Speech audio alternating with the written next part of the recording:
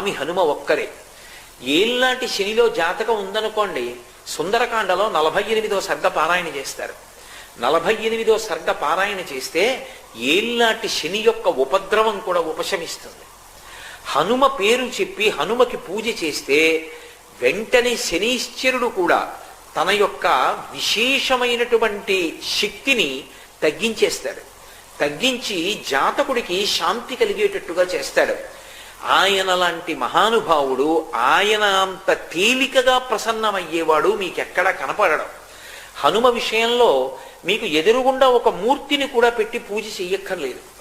భయం వేసిందనుకోండి, ఎప్పుడైనా ఒక చీపురు పుల్ల తీసి మీకు ఎదురుగుండా రాయి కనపడితే రాయో ఏదో ఒకటి తీసి ఇసుకలోనో నేల మీదో అది పడిందా లేదా ముద్ర కూడా సంబంధం లేదు, హనుమ అని రాసి నమస్కారం చేసి నిలబడితే చాలు, ఉపద్రవం నుంచి గట్టెక్కుతారు అని చెప్తుంది శాస్త్రం.